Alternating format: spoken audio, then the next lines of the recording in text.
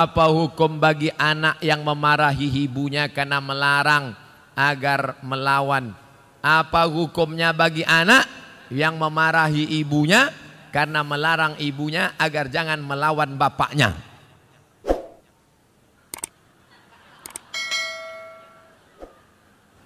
Ibu bapak mesti berpikir baik-baik.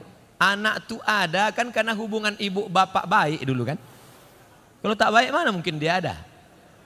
Sekarang setelah dia ada, kenapa dia yang jadi korban? Ibu marah, otomatis dia marah. Anak ini melawan. Dan kalian sebagai anak tak boleh kalian lawan ibu ayah. Tak boleh. Walaupun dia kafir, tak boleh. Wa in jahadaka, kalau bapak ibumu memaksamu ala an tusyrika bi, mempersekutukan Allah, fala tuti'huma, jangan kau ikuti. Tapi untuk melawan tak boleh. Wa sahibhuma fid dunya ma'rufa, tetaplah berbakti kepada orang tua. Jangan mentang-mentang udah ngaji, balik dari sini panggil mak. Mak, sini. Assalamualaikum. Kan begitu caranya. Tapi dengan cara yang santun. Tapi dia nyuruh saya melawan ayah saya, Pak Ustadz. Cari nenek mama, cari walim ulama. Ibu kamu tuh suka ngajinya sama siapa? Oh, dia sama ngaji sama Ustadz Jel Fatullah. Kasih tahu, Ustadz Jel tolong ceramahi. Ustadz Somad menyabui Ustadz Jel, apa hubungan Ustadz? Itu kakak kelas saya. Kakak kelas saya. Banyak orang yang tersentuh hati mendengar ceramah Ustadz Jel.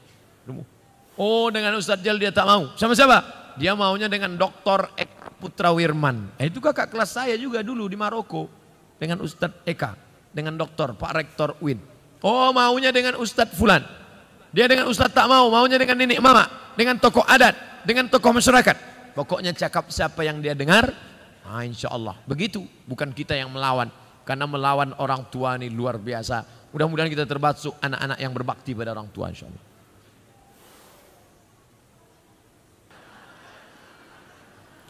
Apakah memperingati hari besar Islam itu bid'ah?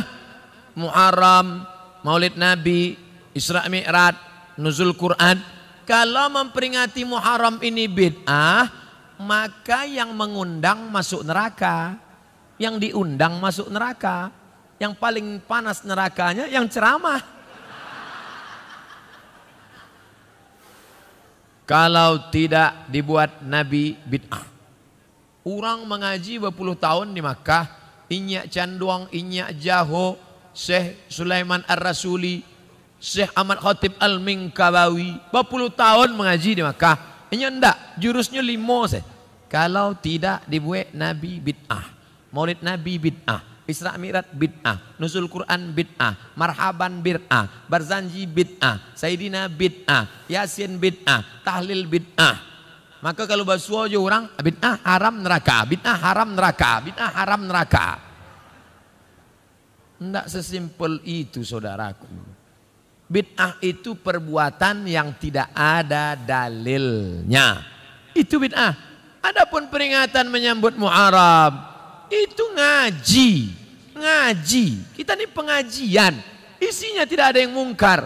Mengingatkan lagi umat tentang bagaimana menyambut satu Muharram, bahwa kita punya kalender hijrah, kita harus betul-betul pindah, membangkitkan semangat membangun masjid, menyekolahkan anak ke sekolah lembaga yang peduli pada sholat berjamaah, mengingatkan tentang yang ulang tahun jangan membuat perbuatan mungkar, tapi dengan berbagi bersedekah kepada fakir miskin anak yatim. Maka dalam rangka watawasau bil haq watawasau bis sabr, maka akan datang masjid-masjid surau langgar musalla buat. Ini habis satu Muharram, Safar, Rabiul Awal. Acara Rabiul Awal buat Maulid Nabi dengan cara peringatan Maulid Nabi, puncaknya tanggal sekian. Seminggu sebelum itu adakan lomba jadi imam, lomba muazzin, lomba barzanji, lomba marhaban, sehingga malam itu nanti hadirkan ustadz mubaligh penceramah supaya dicuci lagi akidah, dibersihkan daripada kemungkaran. Bagaimana pengertian bid'ah itu Pak Ustadz? Sebagai beberapa bid'ah itu, karena di masjid kami tak pernah mengadakan memperingati hari-hari besar Islam. Peringati hari besar Islam, undang alim ulama, adakan pengajian, Adapun definisi bid'ah, kalau tidak ada dalil maka bid'ah. Selama ada dalil umum, selama masih dipayungi oleh tausiah, isi kajiannya adalah tausiah. Nanti Maulid Nabi, tausiahnya tentang akhlak-akhlak Nabi, tentang sejarah Nabi. Nanti bola habis Maulid Nabi, Muharram, Safar, Rabiul Awal, Rabiul Akhir, Muharram, Safar, Rabiul Awal, Rabiul Akhir, Jumadil Awal, Jumadil Akhir, Rajab, Isra Mi'raj. Isra Mi'raj tausiah lagi. Isinya tentang bagaimana cara sholat Nabi. Karena Isra Mi'raj adalah peristiwa pengambil sholat. Habis Rajab, Sya'ban menyambut Ramadan. Ramadan nuzul Quran. Syawal halal bihalal. Itu momen-momen persatuan umat. Pokoknya masjid yang belum membuat, buat. Susun kepanitiaan. Ramai. Dengan ramai begini yang selama ini imannya down, lemah, menengok ramai. Rupanya ramai juga umat Islam. Ternyata sholat subuh aja yang sunyi. Kalau tablik akbar ramai juga. Itu makanya Idul Adha itu disuruh istri ikut menengok pemotongan. Anak gadis dibawa. Untuk apa? Karena ada orang menengok orang ramai, bangkit semangatnya. Hidup jiwanya. Makanya Idul Adha suruh anak istri ikut datang memotong. Menengok pemotongan. Orang Islam ternyata ramai juga kalau bagi-bagi daging kambing. Untuk apa itu? Show menunjukkan force, kekuatan. Orang luar melihat kita. Ini kalau video ini di share, tunjukkan bagaimana yang di luar sana menonton lewat layar, share ke seluruh Indonesia, share ke seluruh dunia. Orang berpikir dua kali, jangan usir Ustadz Somad. Itu datang nanti pasukannya dari bumi Minangkabau.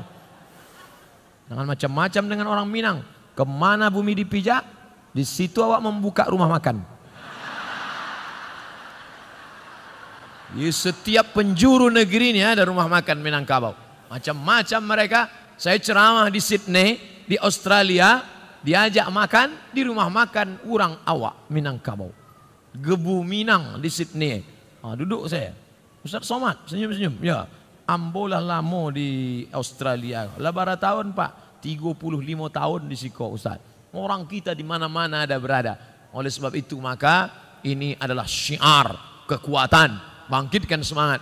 Saya sudah ceramah 1 jam 30 menit, 90 menit. Anak-anak muda dari tadi tetap tegak berdiri. Bayangkan itu. Pahalanya mudah-mudahan berlipat ganda insyaallah.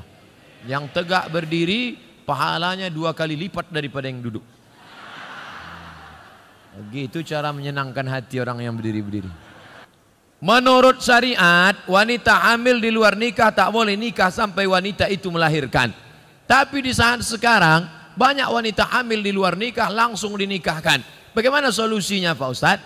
Baca kitab Al-Fiqhul Islami wa Adillatuh Syekh Wahbah Zuhaili. Nama kitabnya Al-Fiqhul Islami wa Adillatuh. Dicetak oleh Gema Insani Press Jakarta. Sudah terjemah ke bahasa Indonesia. Panjangnya 1 meter. Harganya 1.800.000. Di sana disebutkan perempuan kalau hamil menikah, nikahnya sah. Dengan syarat memang laki-laki itu yang menghamilinya. Maka nikahnya sah. Maka kalau ada Pak Kua menikahkan perempuan hamil, nikahnya sah. Maka Pak Kua tak perlu tanya, udah berapa bulan? Yang bertanya itu dokter. Pak Kua tak perlu nanya. Nanti cirinya yang model perempuan hamil itu, mertuanya dari cara manggilnya udah lain. Kalau yang belum hamil itu nanya, hai menantuku. Nah, gitu dia. Hei. Itu tanda-tanda tuh. Aku terima ini tunai. Yang sekolah ya. Nikahnya sah, tidak perlu diulang. Anak lahir tak perlu diulang. Tapi efek akibat dari pernikahan itu muncul 4 masalah. Yang pertama, anak itu nanti kalau lahir tidak bisa pakai bin bapaknya.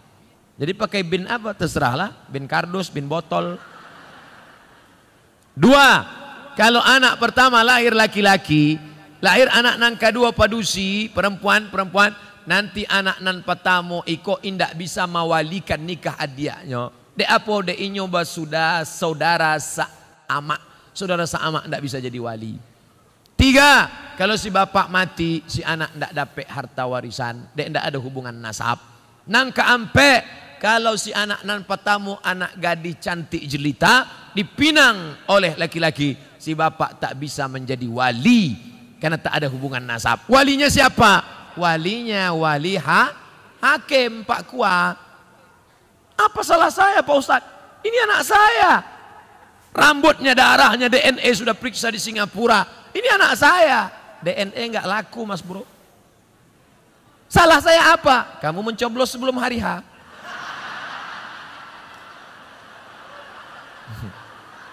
Ambo sebenarnya ndak ambo magi tahu salahnya, tapi dia maksa jo. Itulah salahnya. Lah jale. Ustadz, kan zaman sekarang banyak wanita yang menggunakan bulu mata tempel. Yang bulu mata ini yang mana? Ini. La'anallahul washimat. Allah melaknat tukang buat tato. Wal mutashimat, minta buatkan tato. Wal mutanammisat, mencabut, mencukur, merubah. Wal mutafallijat, mengotak-atik gigi. Kalau giginya memang tak layak, boleh. Ada kalau senyum dia 3 hari kita tak bisa tidur. Itu boleh, dia bawa ke dentis, boleh. Tapi yang sudah layak, banyak sekarang orang sudah layak, bagus, di otak-atik. Dipakai dulu kawat jemuran, sekarang untuk gigi. Pakai warna-warni lagi. Senin hijau, Rabu ungu, Kamis pink. Kalau jumpa, otak-atik tak boleh. Plastik semua. Sampai ini pun plastik. Lentik plastik. Ada orang bakar sampah, layu. Tak usah. Kau cantik bukan karena plastik itu, tapi kau cantik karena kecantikan dari dalam. Bahasa awaknya apa? Inner beauty. Karena cahaya tahajudmu, karena munajatmu kepada Allah Subhanahu wa taala. Menyambung rambut Pak Ustadz, Allah melaknat yang menyambung rambut. Tapi saya kena penyakit Pak Ustadz, gugur semua, gundul. Kan saya tak nampak. Suami saya melihat Pak Ustadz, kasih tahu dia, "Bang, ini takdir dari Allah. Walaupun aku gundul, kau terimalah apa adanya." Aku tak pernah request. Kata suami, apapun adanya dirimu, ku terima engkau Adinda. Karena yang berambut sudah ada satu lagi.